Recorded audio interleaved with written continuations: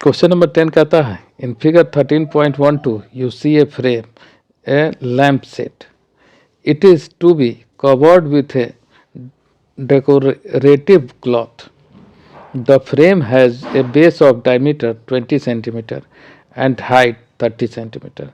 A margin of 2.5 cm is to be given for folding it cover the top and bottom of the frame.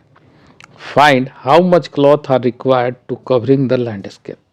ठीक है, तो इसका मतलब है कि ये आपको कह रहा है कि ये जो दिया हुआ है, ठीक है, ये जो लैंप सेट दिया हुआ है, इस लैंप सेट को एक डेकोरेटेड क्लॉथ से ढकना है जिसका बेस का जो डायमीटर है वह आपको दिया हुआ है 20 सेंटीमीटर.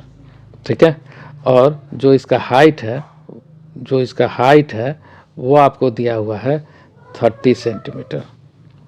ठीक है, लेकिन साथ ही साथ आपको कंडीशन ये कहता है कि एक मार्जिन देना है 2.5 सेंटीमीटर का, folding its top and bottom.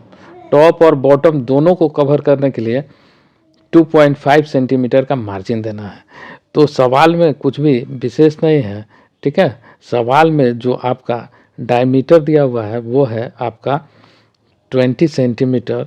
तो इसका मतलब रेडियस बराबर हो जाएगा डायमीटर बाई 2, तो इसका मतलब हो जाएगा 20/2 बराबर हो जाएगा 10 सेंटीमीटर. लेकिन जो हाइट होगा, हाइट जो 30 सेंटीमीटर दिया हुआ है, यह हाइट 2.5 सेंटीमीटर टॉप में भी इंक्रीज कर जाएगा और 2.5 सेंटीमीटर बॉटम में भी इंक्रीज कर जाएगा, क्योंकि आपको स्पष्ट सवाल में दिया हुआ है ना, कि 2.5 सेंटीमीटर टॉप और बॉटम में आपको मार्जिन को लेके चलना है. तो इसका मतलब ये जो हाइट होगा ये हो जाएगा 35 सेंटीमीटर. ठीक है, 35 सेंटीमीटर हो जाएगा. अब क्लॉथ को कवर करने के लिए आपको कितना कपड़ा चाहिए, तो आपको इसके कर्व सरफेस एरिया के बराबर क्लॉथ को आपको चाहिए. तो इसका कर्व सरफेस एरिया हो जाएगा, क्या हो जाएगा, 2πRH. तो आपको दिया हुआ 2 इंटू 22/7 और R का वैल्यू है 10, है ना, और इसका वैल्यू है, H का वैल्यू है 35.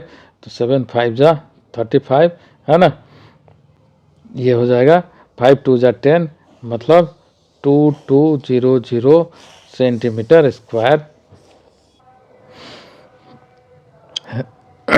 यह आ गया आपको 2200 centimetre square.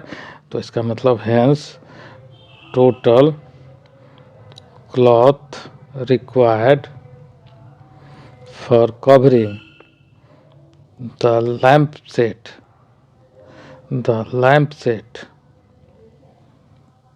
equals to 2200 centimetre square. और यही आपको करना था. Thank you.